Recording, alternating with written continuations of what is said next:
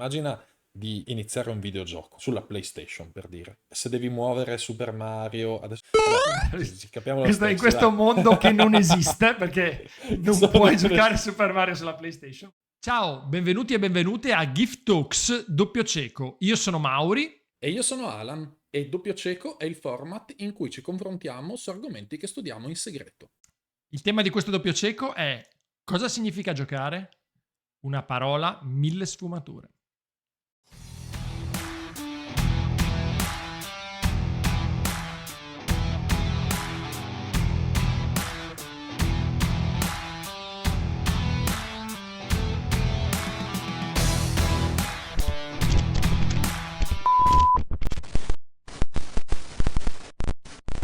Vediamo chi vince il dado adesso. Tra l'altro, dove cazzo è il mio dado? Dove cazzo è il mio dado? Il dado col teschio. Eccolo.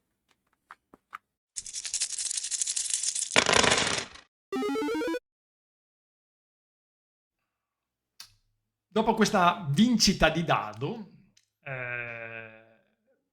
ho la possibilità di aprire questa cavalcata gloriosa di doppi ciechi con la prima puntata e quindi le mie prime due reference.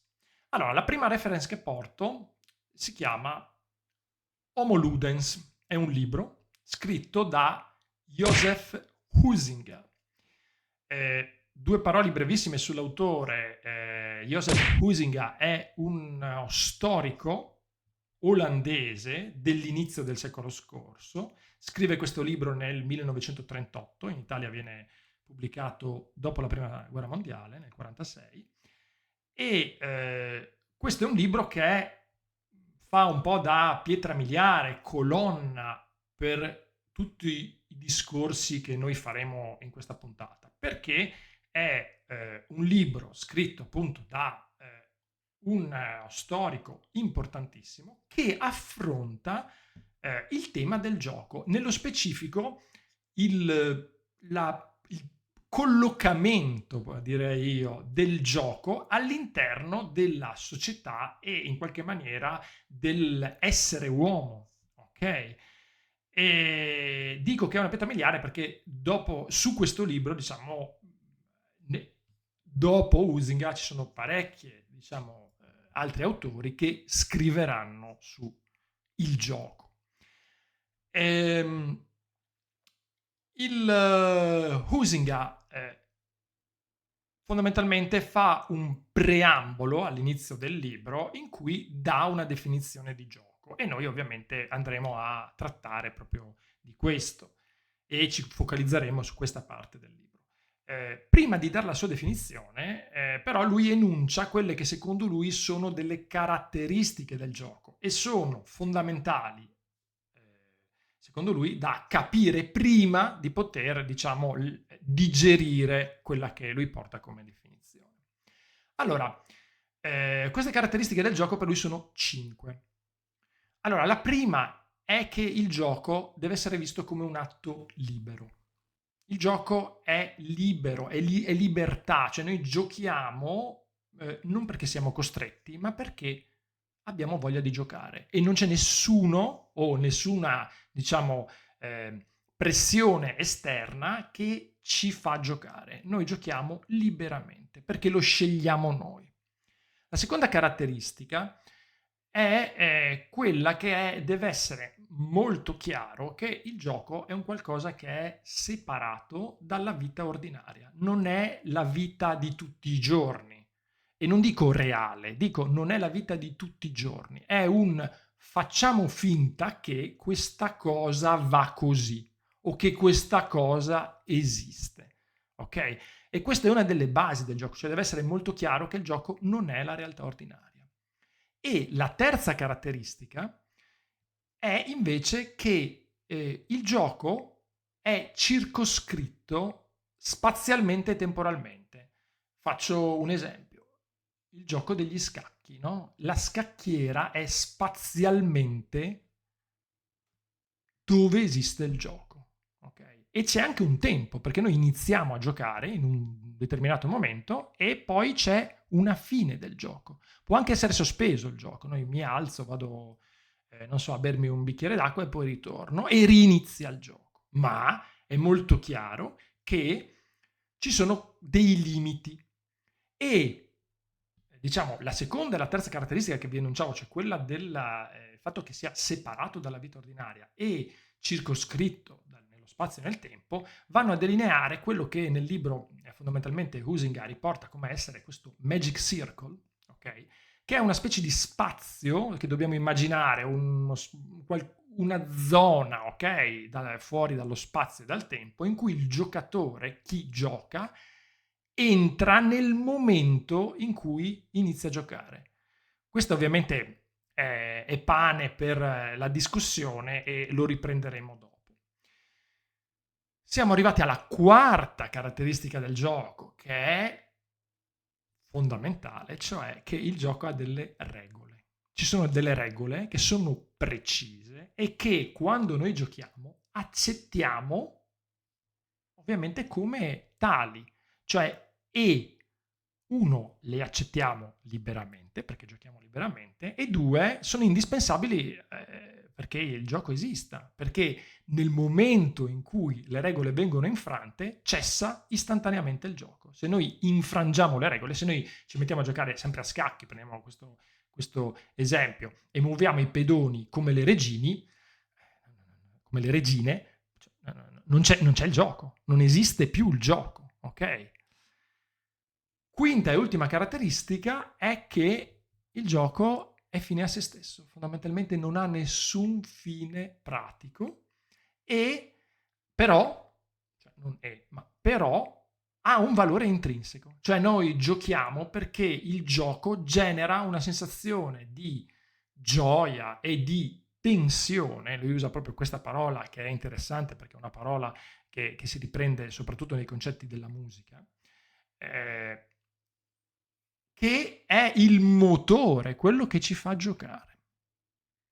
Per cui, dopo aver enunciato queste 5 caratteristiche, posso venire a quella che Huizinga mette come la sua definizione di gioco, che ovviamente vado a leggere perché non la conosco a memoria, ed è questa. Allora, il gioco è una azione o una occupazione volontaria, compiuta entro certi limiti definiti di tempo e spazio, secondo una regola volontariamente assunta e che tuttavia impegna in maniera assoluta e che ha un fine in se stessa, accompagnata da un senso di tensione e di gioia e della coscienza di essere diversi dalla vita ordinaria. Se andate poi a rileggere questa definizione, ovviamente tocca tutti e 5 i punti e le caratteristiche che sono state enunciate prima, che lui vede come le caratteristiche essenziali del gioco. E questa era la prima reference. La seconda reference, voglio vedere la faccia di Alan, ed è il vocabolario della lingua italiana, in questo caso Treccani Online, quindi gratuito, disponibile a tutti. Allora, parleremo nella discussione del perché, ok? Ma per me è un po' veramente mettere a confronto due cose che possono essere un po' distanti tra loro, ok? Ma che non lo sono così, come pensiamo. Allora, la definizione del vocabolario della lingua italiana, Treccani, alla voce gioco dà questa definizione come primaria, perché ci sono 7, 8 definizioni poi secondarie, per cui io mi rifaccio adesso la primaria, poi possiamo eventualmente espandere la cosa. Allora, la prima cosa è gioco, deriva dal latino iocus, che è differente subito da ludus, da cui ci rifacevamo per homo ludens. E iocus è una parola che vuol dire più scherzo, burla, ok? E la definizione italiana è questa. Allora, il gioco è una qualsiasi attività liberamente scelta a cui si dedichino singolarmente o in gruppo bambini o adulti, senza altri fini immediati che la ricreazione e lo svago, sviluppando ed esercitando nello stesso tempo capacità fisiche, manuali ed intellettive. Allora, io mi soffermo solo su due cose. Allora, la prima è che ci sono delle analogie, ovviamente, tra queste due definizioni e soprattutto, diciamo, la definizione attuale della lingua italiana riprende la caratteristica 1 e la caratteristica 5 enunciate da Huizinga, cioè il libero arbitrio, il fatto che il gioco sia un qualcosa di libero, quindi liberamente scelto il gioco, e che non abbia un fine, diciamo un secondo fine, ma che sia semplicemente un'attività che noi facciamo per la gioia di farla. Ok? Mancano ovviamente le parti sulle regole e su, diciamo, le due caratteristiche che vi dicevo un po' delineano il Magic Circle, ma ce n'è una che io trovo particolarmente interessante, cioè il passaggio sviluppando ed esercitando capacità fisiche. Questa cosa non viene affrontata di striscio da Huizinga in Homo Ludens, ma questa è una cosa che secondo me invece ha una portata molto importante, cioè il fatto che esercitando è più semplice da capire, cioè il gioco può allenare delle nostre skill. Pensiamo, giochiamo a calcio e come dire, alleniamo la nostra capacità di giocare con la palla, ma lo sviluppando mi interessa di più, perché sviluppare vuol dire imparare. Quindi noi la definizione della vocabolario della lingua italiana ci dice che il gioco ci può allenare e ci può insegnare delle cose. E diciamo con questo diciamo, concludo e lascio la parola. Dunque, sono felicissimo che abbia iniziato tu a parlare oggi perché io mi sono detto di affrontare il tema di cosa significa giocare da dei punti di vista che sono innanzitutto non canonici e soprattutto che sono focalizzati sul giocare e non sul concetto di gioco in assoluto. Potrebbe essere una differenza sottile, però in realtà anche diciamo, andando a leggere gli studi non è per niente banale. Allora, partiamo dalla prima reference. La prima reference è un articolo scientifico di Sweets, che è un autore famosissimo, che ha scritto delle pietre miliari, ma attenzione, questo non è il suo contributo più famoso. Questo è un articolo che compare su una rivista che si chiama Ethics del 67, in cui si chiede se la vita può essere considerata un gioco che stiamo giocando in particolare. Quindi, ehm, diciamo, il tema è un po' per negazione, cioè se andiamo a guardare se la vita è un gioco o se non è un gioco, potremmo avere delle definizioni differenti, no? Di cosa significa giocare. Allora, in questo paper Switz usa una definizione di game playing, quindi di giocare un gioco, che è esattamente il tema che volevo affrontare, che è sufficientemente concisa, meno discussa, perché appunto l'ha descritta in altri suoi lavori, che però mi piace molto perché c'entra tutta una serie di punti che adesso andiamo a vedere. La definizione l'ho tradotta in questo modo. Cosa significa game playing, quindi giocare a un gioco? Prendere parte ad un'attività diretta alla creazione di uno stato delle cose o del raggiungimento di uno stato delle cose, utilizzando solamente specifiche regole, dove i mezzi permessi dalle regole sono più limitati nello scopo di quanto sarebbero in assenza delle regole stesse, e dove la sola ragione per l'accettazione di questa limitazione è di rendere possibile tale attività. Ora, ecco, ho usato il termine conciso, non era propriamente concisa, Però è piena di concetti questa definizione. Allora, usiamo un esempio che è sempre il modo più sintetico per analizzare le cose. Sweets fa l'esempio del salto in alto. Se io devo saltare oltre un certo ostacolo, ehm, dunque, innanzitutto ho lo stato delle cose che voglio raggiungere è arrivare dall'altra parte. Però nell'arrivare dall'altra parte io bandisco tutta una serie di modi per arrivarci che sarebbero più ovvi, più efficienti. Ad esempio, passare di lato o passare sotto l'asta o usare una scala. Questi li bandisco e queste sono le regole. Diventano parte delle regole, no? Ehm, Invece ne permetto altri, come il prendere la rincorsa e via dicendo, e perché limito questi mezzi per raggiungere l'obiettivo? Solo ed esclusivamente per permettere l'attività, cioè solo e esclusivamente per permettere quel gioco, cioè andare oltre l'asta, oltre la soglia, il livello, il salto che devo fare e basta. Quindi diciamo l'accettazione delle regole serve esclusivamente a permettere quell'attività. Secondo Switch ci sono questi quattro elementi. Uno, la persona giocante cerca di raggiungere un obiettivo, quindi la vittoria, il punteggio, quello che vogliamo. Due, la persona giocante elimina specifici modi per raggiungerlo.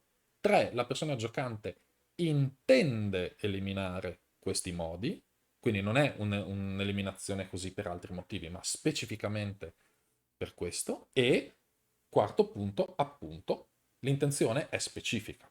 È specifica per permettere questa attività. Quindi poi, diciamo, l'articolo va avanti discutendo il fatto che la vita rientri in una possibile definizione di giocare un gioco e passa sulla definizione del fatto di fare delle azioni che non sono intenzionali, perché se non so che è un gioco, allora starei giocando non intenzionalmente, via dicendo. Però questo esula dal motivo per cui ho preso questa reference.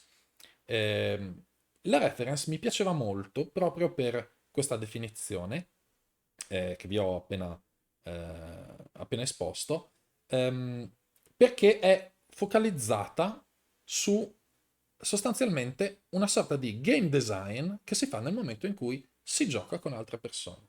Perché eliminiamo dei modi per giocare e attenzione, siamo d'accordo su quali modi eliminare per giocare. Siamo d'accordo ad accettare quelle limitazioni nello specifico. Quindi, in sostanza, da questa definizione emerge una profonda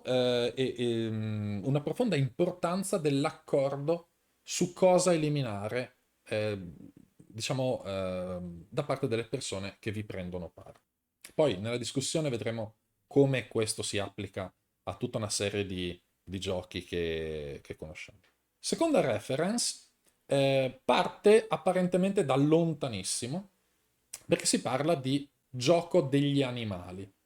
Allora, il paper è di Mitchell e riguarda in realtà il concetto di metacomunicazione nel gioco di Bateson, quindi è un ragionamento fatto sul pensiero di un altro autore che ha scritto un libro che appunto è edito anche in Italia, quindi si può recuperare per intero. Ma il ragionamento che ne viene fatto è particolarmente interessante perché analizza anche punti di forza e debolezza e l'evoluzione nel tempo. Allora, di cosa si tratta? Sostanzialmente, si tratta di prendere il concetto di giocare e di gioco dal punto di vista evoluzionistico, cosa che ha molti vantaggi perché basta assumere che la teoria dell'evoluzione sia reale, che non serve assumere altri punti di vista, opinioni, teorie e cose del genere. Se il gioco esiste, allora ha un valore evolutivo. E qui già mi distacco con queste reference da quello che ha portato Mauri, nel senso che il gioco lo consideriamo fine a se stesso, ma in realtà evolutivamente non può essere fine a se stesso, deve avere un valore. Quindi, diciamo, per inciso, le teorie dicono che ha un valore appunto legato all'apprendimento, sempre come diceva Mauri un attimo fa. Allora, il pensiero di Bateson è questo. Prendiamo ad esempio due cuccioli di leone che si saltano addosso e iniziano a mordicchiarsi. Ecco, stanno usando il repertorio comportamentale della loro specie, ma devono comunicare in qualche modo che il morso che arriverà non è un morso d'aggressione, ma è un gioco. E l'altro leoncino deve sapere che quello che sta arrivando non è un'aggressione, ma quindi deve riuscire a decodificare quel comportamento. Quindi, che cos'è la metacomunicazione? È la comunicazione che riguarda la comunicazione. Bateson sostiene che ci sono tre livelli: la comunicazione di cose automatiche, tipo l'arrossire, la comunicazione intenzionale, tipo il bambino che piange, ma non per dolore o per sofferenza, ma per chiamare la mamma, quindi che simula un comportamento, una comunicazione del primo livello, e poi la metacomunicazione. Quindi, ad esempio, dire questo è un gioco. Quindi ti mordo, ma è un gioco. Cosa che noi umani sappiamo fare, ma gli animali non possono usare la comunicazione verbale. Quindi ci deve essere un sistema che gli animali utilizzano per passare questa comunicazione. Ecco, anche da questa reference, dal mio punto di vista, emerge in maniera molto forte il fatto che ci deve essere un accordo per poter giocare. Quindi l'attività di gioco, come nel caso del paper precedente, passa attraverso un accordo tra creature giocanti. Non dobbiamo neanche più parlare di esseri umani o di persone, perché anche gli animali fanno la stessa cosa. Quindi quando giochiamo siamo d'accordo nel giocare, siamo d'accordo nell'accettare certe regole, certe limitazioni e via dicendo. Tutto questo è un fattore che spessissimo ci dimentichiamo. Spessissimo come esseri umani giocanti naufraghiamo su questo punto, mentre dovremmo considerarlo centrale. Fine. Ok. Bene, tanta roba. Sì, c'è tanta roba. Abbiamo fatto la grigliata di Ferragosto qua, veramente. Due cose che secondo me vorrei dire prima di iniziare la discussione, ma veramente, come dire, telegrafiche. Ah, la prima è molto interessante perché sono andato a rileggermi come dire, il titolo e ovviamente, essendo giocare, quindi il verbo e non gioco, le sfumature, diciamo, possono esserci, però neanche tanto, perché dopo finiamo sempre a parlare di quello. La seconda cosa è, e questa forse inizia già, e questo diventa già discussione, è che ovviamente c'è una questione semantica importantissima da affrontare, per esempio portando Homo Ludens o comunque portando qualsiasi tipo di scritto che possa essere in inglese, in tedesco o in francese, ok? Quando ci riferiamo alla parola giocare, ok?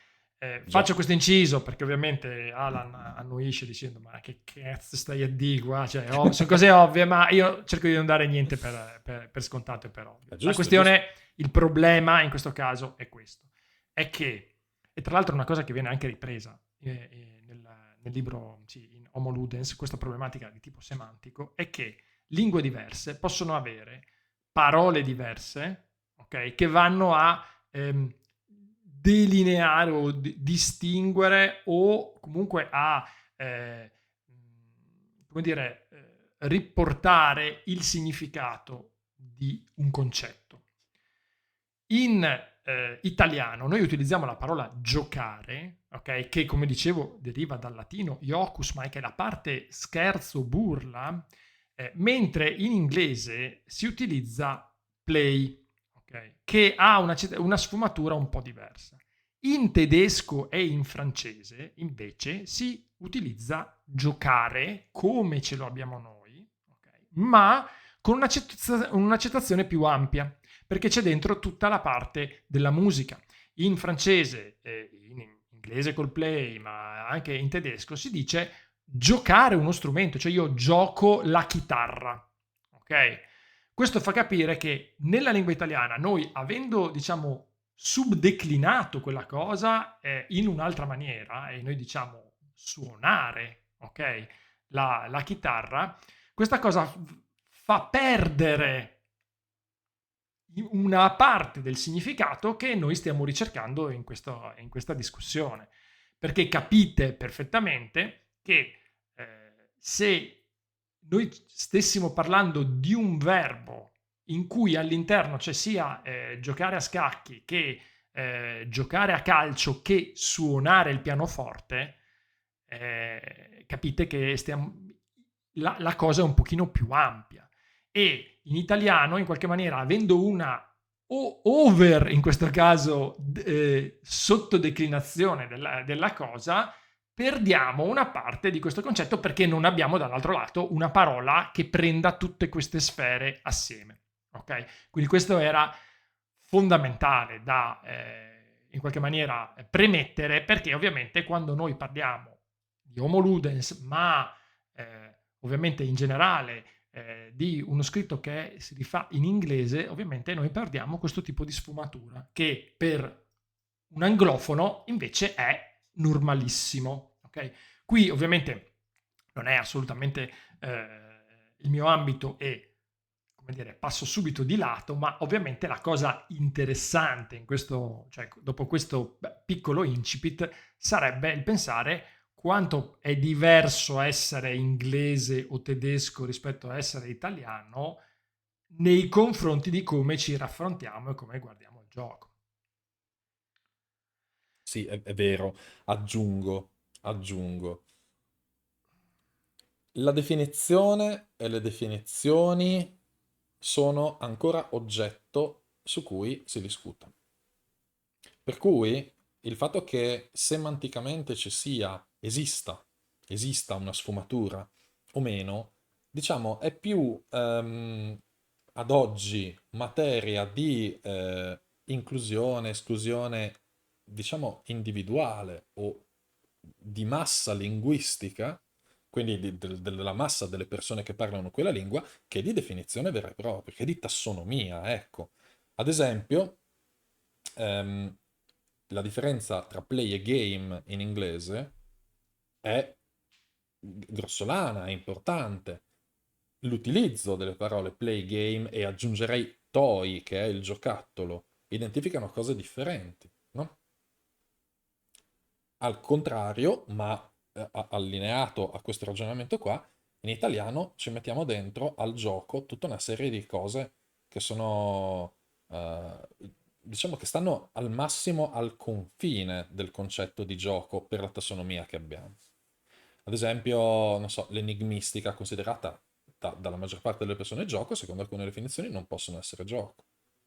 L'azzardo, qui c'è un confound gigantesco, speriamo di non dover fare una puntata a riguardo perché altrimenti sforiamo l'ora senza alcun dubbio. Diciamo, anche cose banali tipo i Lego, cose di questo genere possono, o non possono essere considerate gioco o meno sulla base della definizione e sulla definizione non c'è un accordo. Per cui è veramente molto complicato. Non avendo la definizione dell'oggetto su cui si va a discutere, andare poi a parlare di tutte le sfumature semantiche che le persone percepiscono, no? Sì, io vorrei rilanciare questa cosa che tu stai dicendo in questa maniera, eh, che diciamo potrebbe essere il riassunto di tutta la puntata alla fine, quindi finiamo qua, ma non è vero perché vogliamo parlare. Ma No, no, no. la realtà di questa cosa è che eh, la prima è che dobbiamo capire questo problema, cioè c'è un problema gigantesco a parlare di questa cosa perché uno ha mille sfaccettature, ha tantissime definizioni diverse e in questo ambito poi c'è una specie anche di, in qualche maniera, campanilismo, cioè nel senso perché se io prendo, che per me la definizione di Huizinga per esempio è quella vera, ok? Negherò completamente altre forme di gioco che invece magari per Alan sono gioco e quindi uno è una cosa che è dibattuta, non c'è ovviamente una verità in questa cosa e secondo me è bello il fatto che non ci sia una verità perché mette a confronto più, come dire, mette alla luce diverse sfaccettature. Ehm, Questa cosa è estremizzata dal fatto appunto di quello che dicevamo prima, dalle problematiche linguistiche, del fatto che lingue diverse hanno sfumature diverse su questa cosa, per cui rende ancora più complesso questo discorso, o meglio, rende molto più difficile un trovare un punto di unione per tutti, che secondo me non c'è. Eh, ma è interessante saperlo, sapere che è un argomento spinoso, che ci sono tante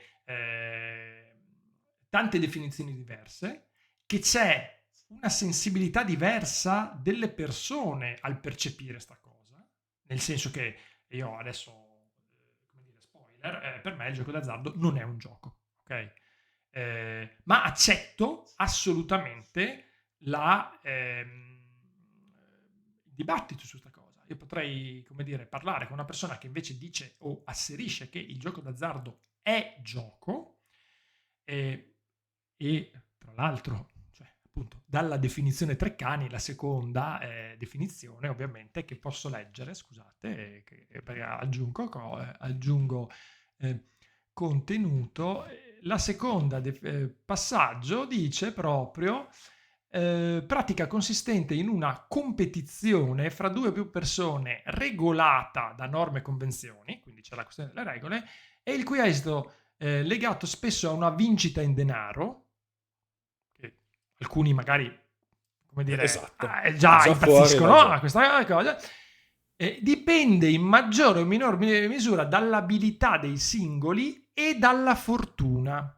E questo è un rimando precisissimo al gioco d'azzardo e sta nella definizione di gioco del vocabolario della lingua italiana, per cui dall'altro punto di vista devo dire, cioè non si può neanche fare troppo come dire, i campanilisti, capito, su questa cosa. Cioè bisogna accettare che ci sia, non che, come dicevo prima, questa è la mia visione, cioè per me, per quanto mi riguarda, per quella che è la mia sensibilità, il gioco d'azzardo non rientra nella definizione che io vedo come definizione di gioco, ma al tempo stesso cioè, c'è scritto nel vocabolario, per cui no, non è che possiamo dire no, quindi il vocabolario sbaglia. No, perché il vocabolario riporta in qualche maniera quello che è il segno dei tempi, ok? In questo momento.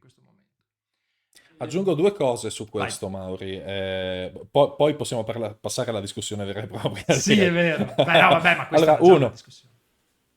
esempio plateale. Game theory. La game theory è l'area dell'economia comportamentale che si occupa dei giochi, intesi come, adesso non ho la definizione sotto mano o a memoria, però intesi come situazioni in cui l'esito non dipende dalla scelta di una persona sola, ma di tutti i partecipanti. Che può essere, diciamo, dall'altro lato della barricata, cioè al di fuori dell'economia comportamentale, gioco o non gioco tranquillamente. Certo. Ma sono modelli matematici, ok? Quindi diciamo, lì vedete proprio la differenza importante di concettualizzazione del gioco. Seconda cosa, esiste un paper che si chiama The Game Definition Game, che cito spessissimo, scritto da Stenros, che prende più di una sessantina di definizioni fatte dagli anni 30 appunto del secolo scorso in avanti e ne traccia i pattern comuni, quindi i punti che emergono più spesso, senza poi dare una definizione eh, diciamo su cui concordare alla fine, ma semplicemente trovando quali sono gli elementi che ricorrono più spesso nelle definizioni. Ce ne sono 10 e sono molti, nel senso alcune definizioni si focalizzano su uno di questi elementi. Ok? Quindi non c'è affatto accordo, non c'è definizione di un oggetto e va bene. Cerchiamo però, obiettivo di questa puntata, di capire di cosa stiamo parlando senza necessariamente arrivare a una definizione. Ecco. Quindi direi a questo punto apriamo pure i commenti sui vari punti. Ad esempio, io, Mauri, ho due commenti su quello che hai detto tu. Io ho due appunti, due parole, 5 parole letteralmente, me le sono segnate, anche Cazzo, tu sei se... stato bravo, io neanche una. No, naturalmente il tutto meriterebbe molto, molto più approfondimento. Però una cosa era questo punto del gioco fine a se stesso, no? Il gioco fine a se stesso, definizione da una parte, definizione dall'altra, vocabolario. Questo è ancora uno degli elementi più definitori, non del gioco, ma della persona che si occupa di gioco, che dice che si identifica con il concetto di io mi occupo di questa cosa che è fine a se stessa. Autotelica. Ok, proprio per questo, secondo me, vale la pena usare un approccio che esca, no? Dal vissuto dell'essere umano del 2024 o quando ascolterete o vedrete questa puntata o di quelli che ci hanno preceduto, ma andiamo a guardare da quando il gioco esiste. Non possiamo definire oggi il gioco sulla base di quello che vediamo oggi, perché il gioco ci precede. Il gioco perlomeno precede l'essere umano, perché c'è anche negli animali. Quindi, diciamo, per guardare al doppio lato della medaglia, potremmo anche dire, per essere critico con me stesso, no? Col ragionamento che sto facendo, potremmo anche dire, il gioco che facciamo noi esseri umani è una roba, il gioco che fanno gli animali è un altro. E allora lì si spacca l'oggetto di studio ed è vero, dobbiamo parlare di due cose differenti. Ma se noi rintracciamo nelle radici del gioco che facciamo noi esseri umani qualcosa che c'è anche nel regno animale, allora ha senso guardare a tutto il gioco, non solo al gioco di oggi. Per anni si è parlato di gioco solo in relazione, o non solo, scusate, principalmente in relazione al videogioco, perché fa tanto fatturato, ci sono soldi per fare pubblicità, per parlarne di ricerca, perché entra nelle case e nelle tasche di chiunque. E quindi si parla di videogioco, sì, ma il videogioco è un sottoinsieme del gioco, un piccolo sottoinsieme che da solo supera tutto il resto in termini di fatturato, eccetera, eccetera, però non possiamo guardare solo a una forma di gioco. Oppure discutiamo semplicemente di quella specifica forma di gioco. Questo è un punto molto molto importante nelle discussioni e secondo me è essenziale affrontarlo in questi termini. Se guardiamo al gioco in termini evolutivi dobbiamo considerare che ha un valore evolutivo, quindi dà della possibilità alle specie di sopravvivere meglio. Quindi non può essere fine a se stesso. Che dici? Eh, adesso arrivo. Secondo me, allora, capisco. Io lo rielaboro in questa maniera la tua cosa. Allora, è innegabile, secondo me, che ovviamente ci sia un fine evoluzionistico del gioco. Se no, non ci sarebbe. Cioè, nel senso, sarebbe perché sarebbe, come dire, sopravvissuto a tutto. Sarebbe E spazzato via dalla pressione evolutiva. perché se è una cosa che è inutile, ok? Allora, secondo me il focus sta lì, cioè sull'utilità o non utilità, che secondo me è diverso dal volontà o non volontà, ok? O comunque scopo. Allora, arrivo subito al punto, senza fare tanti giri di parole. Secondo me, quello a cui si riferisce Usinga, ma anche come dire, il vocabolario italiano e tutti diciamo i semantici del gioco che dicono che il gioco deve essere fine a se stesso, secondo me si riferiscono a quello che è la percezione, okay, del giocatore quando gioca. Okay? Lì entriamo in questa sottile differenza che può esserci, ok? Ma che c'è, secondo me, tra il giocatore professionista che si allena e il giocatore professionista che gioca la partita. Ok? L'allenamento lo farà, diciamo, consapevole per allenarsi per la partita e poi la partita la farà giocando. In questo caso la differenza è che noi quando giochiamo, cioè noi animali gatti, ok? Piuttosto che animali uomo, quando giochiamo a far la lotta, ehm,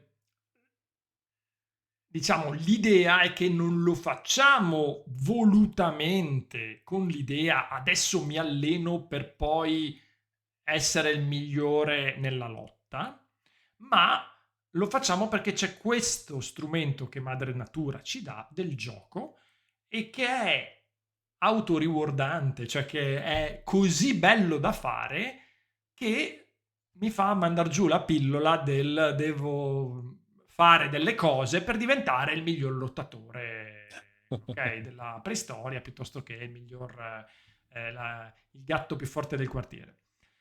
E quindi secondo me la questione del fine a se stesso sta lì. Cioè non sta nel fatto che stiamo discutendo se che abbia un valore il gioco o comunque che serva a qualcosa, ma stiamo discutendo del fatto che chi lo fa, cioè sono due visioni diverse tra visione da giocatore, io da giocatore gioco perché mi piace giocare, non Sì, stiamo perché... parlando del vissuto della persona. Sì, esatto, cioè quello che vive il giocatore e probabilmente queste definizioni che si rifanno al fatto che il gioco è fine a se stesso si rifanno a quello o comunque vogliono andare a puntare o magari semplicemente vogliono smarcarsi, per esempio, dal gioco d'azzardo. E questo è un modo per smarcarsi dal gioco d'azzardo perché dici io sto giocando perché mi piace giocare, non perché voglio vincere o perché c'è una vincita in denaro. Ok? E la questione, ovviamente, dal punto di vista evoluzionistico, cioè mi trovi in assoluto accordo, ma secondo me qui entriamo nel voler in qualche maniera mettere in luce una cosa o metterne in luce un'altra. La cosa che come dire, riporto, perché qui siamo per esempio nel libro di Huizinga, in Homo Ludens è interessante perché ovviamente anche lui tocca il fatto del gioco animale e è interessantissimo sta cosa perché lui lo riporta proprio per dire, per dare valore al gioco. Cioè lui dice, perché il concetto lì è questo, quello che non vuole fare Huizinga o comunque vorrebbe che non venisse fatto è il fatto di cercare di trovare una collocazione del gioco all'interno della nostra società,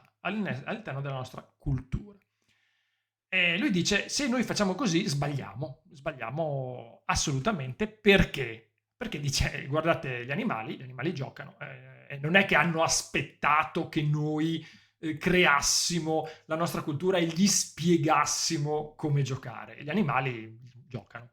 Per cui, questo è il primo assunto per cui dire, quindi lasciamo da parte la cultura, non vediamo che ruolo deve avere, cioè possiamo parlare cosa vogliamo farci col gioco, ma non pensiamo che noi abbiamo creato la nostra cultura e poi abbiamo creato il gioco, perché il gioco da un certo punto di vista si è creato da solo o comunque è in noi e anzi lui dice il gioco è lo spark creativo in qualche maniera che fa nascere tutto, che sta alla base per esempio della guerra, dell'arte, della musica, della giurisprudenza, ok? Lui trova queste connessioni ludiche un po' dappertutto. E la cosa interessante, e poi diciamo, passerei diciamo, a parlare di una cosa che non ho preso appunto, ma che mi interessava del primo paper che hai portato, dicevo, perdendomi ovviamente, che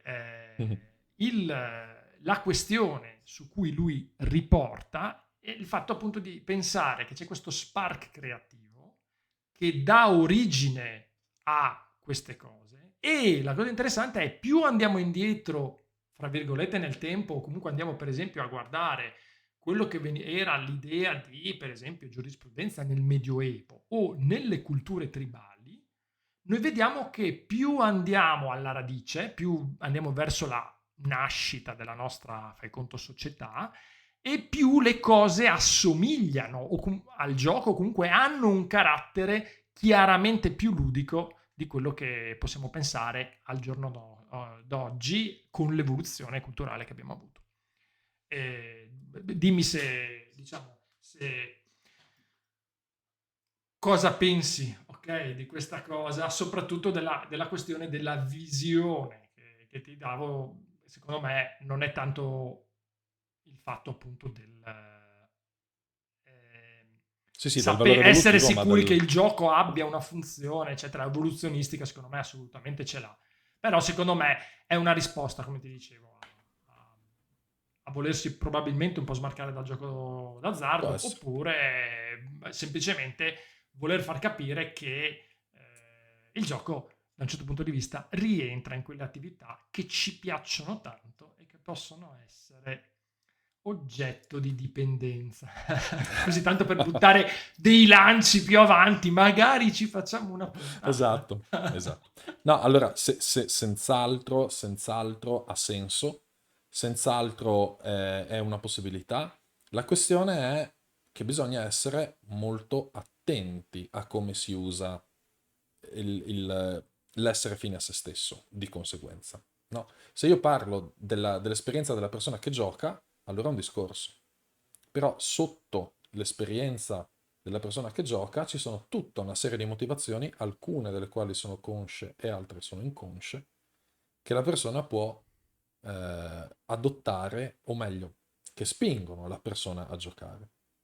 No, una persona può giocare per escapismo, perché è stressata, perché vuole staccare, perché le piace il gioco. Se io e te giochiamo ad Agricola, io non so, tu puoi puntare a vincere ogni partita, io posso puntare a fare ogni partita una strategia che non ho mai fatto. Abbiamo motivazioni differenti per giocare allo stesso gioco, pur entro lo stesso accordo di regole, entro lo stesso accordo di, come si dice, stati delle cose da ottenere, quindi obiettivi illusori, obiettivi del gioco, no? Quindi tutta questa parte del perché io sto giocando non può essere ridotta a un ma il gioco è fine a se stesso, quindi gioco per giocare, ok? Questo è quello che sto cercando di attenzionare, cioè esiste un valore, esistono delle motivazioni, esiste tutta una serie di questioni che poi va bene dal punto di vista della percezione di Alan quando gioca a Alan, Alan gioca per giocare. Però se io gioco a un gioco o a un altro, ad esempio, la mia esperienza cambia radicalmente. In alcuni casi posso giocare perché sono frustrato nel gioco e voglio fare una cosa che il non riuscire a fare mi provoca molta frustrazione, e in un altro gioco invece posso essere super rilassato, per dire, può crearmi relax. Insomma, questo è tutto un ambito da esplorare, ma è estremamente ampio. Bene, allora dimmi Allora, cosa volevi dirmi sul... sì, allora, sulla prima reference che hai portato, Sì, no, Sweets. vabbè, sì, non conosco assolutamente l'autore, e quindi mi rifaccio a quello che ho sentito, che poi tra l'altro, Da questo lo recuperare. voglio dire pesantemente perché tu è famosissimo, non puoi non sapere, non ho idea di chi sia. E, Ancora. esatto, ancora, forse. Ehm, Trovo molto interessante il fatto della negazione, ovviamente, no? Cioè, due cose trovo interessanti. Uno, della negazione, che lavora sulla negazione del concetto, non sul concetto, capito, stesso. E due, questa cosa del fatto che le regole limitano. Sono come delle barricate che tu metti o comunque delle cose che fai per incanalare la cosa nella direzione che vuoi tu. Ehm, ed è un punto di vista interessante, perché io per esempio non l'avevo mai viste così, cioè io l'avevo prese come le regole, cioè, del gioco, cioè le regole sono queste e quindi più che altro dire ti muovi all'interno di questo ambiente che funziona in questa maniera. Però vederlo come eh, una limitazione della tua libertà da un certo punto di vista è la stessa cosa, ma è proprio un punto di vista, è quello di vedere il bicchiere vuoto e il bicchiere pieno. A me non piace, ok? Non mi piace perché? Perché mi mette ansia, no? Cioè dire ti limito, no, cioè che brutto. E invece la regola è questa, no? È la stessa identica cosa, però mi ha fatto pensare molto. Mi ha fatto pensare molto più che nel concetto che non c'è una differenza, ok, nel succo, nella sostanza, ma è il modo con cui viene espressa a volte può essere proprio essere percepito, in questo caso, in maniera radicalmente diversa. Ed è una cosa che mi ha colpito, ecco, mi ha colpito molto. Questa cosa... Ovviamente, Vai, vai, scusa, no, no, finisci. dico, ovviamente appunto ricevo in negativo perché mi ha tolto l'aria. Oddio, adesso non so, devo giocare appunto ad Agricola. Sono pieno di limiti. Pieno di limitazioni. Esatto. No, la questione è vero quello che dici, cioè è semplicemente un altro modo di dire la stessa cosa. Quello che dicevi tu sul pedone e la regina, no? Usare i pedoni come regine è di fatto una limitazione, perché ti dice non puoi usare quel pezzo degli scacchi come vuoi. Però dall'altro lato neanche a me piace tanto e anch'io concordo sul fatto che è più bello, opinione, quindi non scientifica, più bello ragionare in termini di questo funziona in questo modo. Immagina di iniziare un videogioco, ok? Sulla PlayStation per dire. Cosa vuol dire che se devi muovere Super Mario, adesso ho messo insieme Sony e Super Mario, vabbè, ci capiamo lo In stesso, questo dai. mondo che non esiste perché non Solo puoi per... giocare Super Mario sulla PlayStation, ma va bene. Perfetto. Diciamo, premere la freccia a sinistra e vedere Super Mario che si sposta a sinistra di un pezzetto. Ok? Questo ti dice come funziona il gioco. Se lo metti in termini di sei limitato perché Super Mario può tornare indietro fino a un certo punto, poi lo schermo non scorre indietro, eccetera, eccetera, eccetera, sono mille limitazioni che effettivamente ti fanno percepire tutto come una limitazione. Mm, sì, è semplicemente la concettualizzazione della questione.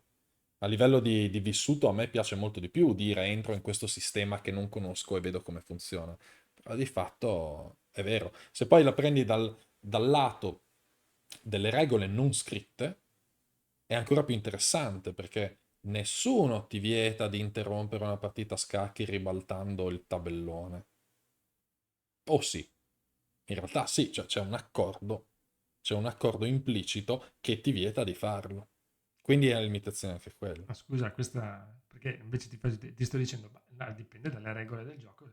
Per esempio, hai appena creato un gioco che io trovo subito interessantissimo da esplorare, che è quello degli scacchi che fondamentalmente alla 35esima mossa, fai conto, flippi. Pensa al metagioco che viene a crearsi Certo, qui, certo, no? certo. No, è bellissimo, ma non è il gioco degli scacchi. È un altro Certo, gioco perché è un altro set di regole, no?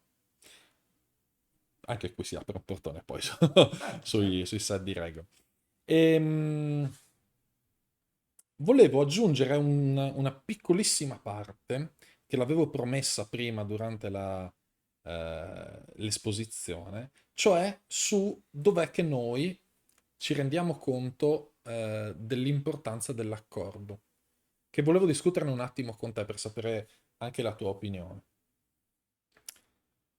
Che mi risulti, fino a pochi anni fa, non si parlava particolarmente dell'accordo tra persone che giocano. Oggi si parla dell'accordo tra persone che giocano, in particolare nel mondo dei giochi di ruolo, dove è istituito addirittura il patto sociale, la sessione zero per stabilire cosa si vuole andare a trattare durante le partite, i temi tabù, e tutta una serie di queste cose che fanno parte semplicemente non della discussione delle regole del gioco o delle regole che meccanicamente definiscono il gioco, ma dell'accordo tra giocatori. Ok? Quindi fino a poco tempo fa questa cosa non se ne parlava molto. Oggi diventa molto importante all'interno dei giochi di ruolo, almeno o nasce lì, non lo so, non ho rintracciato genesi da altre parti, ma nel mondo dei giochi di ruolo questa cosa è sentitissima oggi. E mi viene da pensare anche che stiamo sottovalutando alla grande ancora questo genere eh, di temi, cioè del fatto che le persone debbano essere d'accordo su qualcosa, proprio ad esempio con l'esempio che facevo prima di Agricola. Se giochiamo per raggiungere lo stesso fine, cioè vincere la partita, ma traiamo soddisfazione da diversi tipi di gioco, no? Ci sono giochi in cui un gruppo non ha mai giocato veramente dandosi fastidio l'un l'altro, e invece un altro gruppo sullo stesso gioco sono estremamente interattivi, estremamente distruttivi nelle interazioni, no? Queste sono una serie di regole, no, non sono regole, sono accordi che determinano il funzionamento del gruppo e determinano anche quando tante volte non ci troviamo bene a giocare, no? Spesso succede che non ci si trovi bene a giocare con alcune persone perché si danno per scontate certe assunzioni su quello che le altre persone vogliono fare, desiderano fare e pensano che si debba ottenere da quell'esperienza. Ecco, questa era una riflessione. Questa è gigantesca, ragazzo, nel senso che veramente c'è tantissima roba su sta cosa, sì, su questo punto che hai portato. Allora, intanto continuiamo questa cavalcata di cose nuove che imparerò tramite, perché io assolutamente non sapevo che ci fosse addirittura il patto sociale, episodio zero di una campagna di gioco di ruolo, ma capisco le ragioni. Ehm, allora, secondo me, ci sono due layer di questa cosa che sembrano magari lo stesso piano, ma non sono, secondo me, esattamente lo stesso piano. Allora, uno è quello, e lo tocco subito, delle sensibilità personali. Ok? Tu mi dici, allora, gioco di ruolo soprattutto perché Mm, per mille motivi certo. che non stiamo a enunciare, ma perché ovviamente entra più, diciamo, nella sfera emozionale. E si presuppone, o comunque non si presuppone, si parte dal concetto che uno può avere un impatto molto forte, due che possiamo, sicuramente abbiamo sensibilità differenti, le cui sfumature possono essere anche molto molto grandi. Ok? E allora, questo è un tema, secondo me, veramente molto delicato da toccare perché da un lato eh, ovviamente è così, può esserci che tu metti assieme delle persone che hanno vissuti, credo, ideologie differenti, li fai giocare a un gioco di ruolo e possono esserci dei disastri dal punto di vista delle interazioni, proprio perché per il fatto che hanno delle idee completamente differenti. Dall'altro punto di vista, ovviamente è difficile mettere un limite a questa cosa, nel senso che dopo vieni a creare delle zone safe gigantesche in cui probabilmente la quantità di safe è così alta che perdi anche un po' il gusto, in questo caso, del gioco di ruolo, capito? Non litigare col microfono, però. Sto litigando col microfono. La regia mi bacchetterà per questo. Allora, comunque, la questione era che stavo, sì, perché stavo pensando e quindi mi allontanavo dal microfono. La questione era questa, il fatto che sì, capisco perfettamente la cosa sulla sensibilità, è realissimo come tema, dall'altro punto di vista, dicevo, se non metti un limite però a questa zona di safe che vuoi andare in qualche maniera a creare nelle persone, per esempio, che giocano a un gioco di ruolo, rischi di intaccare la bellezza del gioco. Dall'altro punto di vista, invece, che secondo me è un layer differente, è la questione degli obiettivi diversi. Cioè, effettivamente quello che tocchi tu è noi giochiamo allo stesso gioco da tavolo e giochiamo per due obiettivi diversi. Io gioco perché devo vincere, assolutamente perché devo cercare di fare 50 vittorie una dietro l'altra, e tu giochi perché cioè, hai avuto una giornata pesante, vuoi un po' arare dei campi e seminare delle pannocchie. Ehm, eh, allora, era semplicemente per dire, questi sono secondo me due layer diversi, non Sì. sono esattamente la stessa cosa, e è difficile. Però, diciamo, da un certo punto di vista, anche questi non è proprio nella sensibilità, ma rientrano un po' nella sfera un po' della socialità e un po' di come è fatta la persona, cioè, capito? Cioè, sicuramente conoscerai, abbiamo magari degli amici comuni che hanno questo tipo di approccio, per esempio, al gioco, e che sono magari molto competitivi e giocano e vogliono giocare per vincere, punto e basta.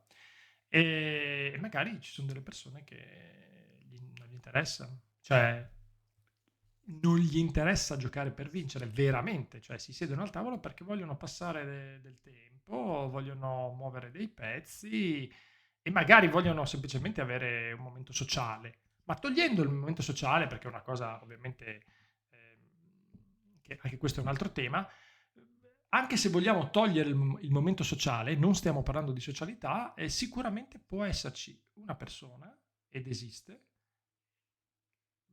per esempio io in certi momenti, io mi vedo poliedrico in questa cosa, nel senso che non è che ogni volta che gioco a un gioco ho la stessa predisposizione, ci sono Certo. volte in cui gioco e gioco perché magari dipende anche dal tavolo, capito? Se ho persone che giocano tutte per vincere, allora magari mi sento meglio a giocare per vincere, mentre se mi trovo con altre persone o semplicemente io quel giorno lì non ho voglia di giocare per vincere, capita che voglio giocare semplicemente per passarmi bene un'ora di tempo con gli amici. E questa cosa, sì, come fai a definirla? Dovresti, capisci, appunto, dire, ok, oggi si gioca per vincere. Tutti quelli che vogliono giocare per vincere, alzino la mano. Chi non Sì, vuole sì, sì. giocare per vincere, c'ho un Tamagotchi, tenetelo e guardate gli altri che giocano per vincere. No, no, Vabbè. è chiaro. Io, diciamo, la cosa che mi colpisce tanto di questo discorso è che di base nasce dal fatto che assumiamo che ci siano degli accordi quando non ci sono. No, Sì. cioè l'accordo di base ci deve essere sempre, in qualsiasi contesto. Immagina se nel contesto più stereotipato possibile, nella partita di calcio, uno a un certo punto dice, sai cosa? Finale di campionato del mondo, sai cosa? Io tiro nella mia porta, affanculo, così. Cioè, immagini cosa succede in un contesto del genere. Certo. Cioè, ci sono degli accordi che sono estremamente solidi e che sono dati per scontato. E tutte queste cose qua emergono, cioè tutti i disallineamenti emergono perché li stiamo dando per scontati, cioè perché non li analizziamo.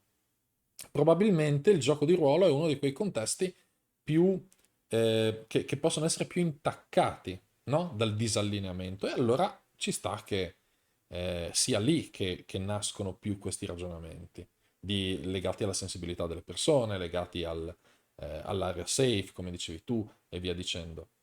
Però la questione è che ci deve essere sempre un accordo, come appunto gli animali devono avere un accordo, che poi lì nel paper si diceva anche che magari non è che c'è un segnale di accordo, ma semplicemente sono in grado di riconoscere che un certo tipo di comportamento non è... Però il riconoscere significa che stai decodificando un segnale, che è la stessa cosa fondamentalmente. Quindi Il, sì, il discorso è molto ampio, molto, molto No, no, complesso, ma su molto questa cosa degli difficile. animali, per esempio, io adesso non mi ricordo la citazione, però avevo letto proprio una cosa che andava in quella direzione. E la direzione era quella, com'è che fanno gli animali a capire che stanno giocando, qual è il segnale, eccetera. Ed effettivamente, ovviamente deve esserci, e anche lì veniva in qualche maniera un po' analizzata la cosa e per esempio i cani, no? Quando si approcciano in una certa maniera, fanno determinati, Sì, si diciamo, abbassano, aprono la movimenti bocca. rituali che vogliono dire, eccetera. E poi, appunto, la cosa bella di tutto ciò è che può essere uno dall'altra parte un cane che non ha voglia di giocare e si incazza. E O può esserci un cane che non capisce che l'altro gli sta dicendo giochiamo. E queste cose succedono, cioè succedono nel senso che io ho un cane tra l'altro problematico, fra virgolette, nel senso che è iper megafobico, eccetera, per cui io guardo tanto queste cose qua, di cosa succede quando incrocio altri cani, quando gli altri cani vogliono giocare, eccetera, eccetera. E l'altra cosa interessante che di questo adesso non mi viene in mente da dove deriva questa reference che ho letto, per cui non la posso citare. La cosa interessante era proprio il fatto che gli animali poi quando giocano, una volta che tutti e due sanno che stanno giocando, cioè loro fanno finta di essere incazzati neri, ma fanno finta però come dire, si mostrano i denti, fanno finta di Sì, essere sì. arrabbiatissimi, eccetera, eccetera, però non mordono veramente, capito? E quindi, come dire, è interessante perché si legava ovviamente a questa cosa che secondo me è molto, invece, molto, molto interessante, a cui credo, dei concetti che espone Huizinga, è del Magic Circle, no? Del fatto che è molto chiaro il fatto che quando Ecco, giochi stai giocando, stai ok? giocando. E ovviamente dici, deve essere chiaro per tutti e due, no? Perché ritorniamo al discorso. Sì, e la declinazione successiva che stai mettendo deve essere chiaro anche come vuoi giocare in qualche maniera. Qual è il livello di gioco che stai giocando? Tu arrivi e che cazzo ne so, sei preparato per fare le finali delle Olimpiadi e io arrivo, come dire, in mutande pensando di dare due colpi al pallone. E dice, no, dai, cioè, non ho voglia di fare il gesto tecnico estremo, eccetera. Per cui è bellissima, perché anche vista, ecco, quello che mi veniva in mente, guardala al contrario, le volte che invece sei a un tavolo di persone che vogliono solo bersi una birra e a quel tavolo si siede un giocatore che invece è iper mega competitivo, ti rovina la serata, no? Eh, eh. Ti rovina la serata ma non è colpa sua, cioè nel senso No. perché abbiamo no, ma nel senso abbiamo tutti pensato a quel tavolo, perché non è questione, allora ovviamente possiamo mettere la maggioranza voleva giocare per divertirsi, certo, però allora devi capire che effettivamente questo è un level o un layer che se non stai giocando con persone che sai che la pensano tutti alla stessa maniera, probabilmente deve essere premesso e quindi Già, episodio zero esatto. di una campagna di gioco di ruolo. Sessione 0, esatto. Va bene. Allora, abbiamo discusso un sacco, mi sa ben oltre i tempi previsti. Vogliamo dire Siamo altro? andati 40 minuti. Cioè. Ecco, vogliamo dire altro? Vogliamo... Beh, allora, aggiungiamo intanto le reference aggiuntive, Che- tipo il libro di Bateson di cui parlavo prima, l'originale tradotto in italiano, li mettiamo qui nei commenti o qui sotto, insomma da qualche parte, li trovate? Ah sì, io non penso di avere reference aggiuntive, però sicuramente le reference, Metti quelle. diciamo, in più, oltre a quelle che abbiamo portato, le troverete tutte diciamo, nei commenti sotto. Benissimo, E boh, penso che ci possiamo salutare. ci congediamo per stavolta. Bene, E alla prossima. alla prossima. Buona serata, pomeriggio, mattina, quello Buona che avete. mattina, buonanotte. Spero notte, più bello sentirlo di notte. Ecco. Ciao. Ciao, ciao, ciao.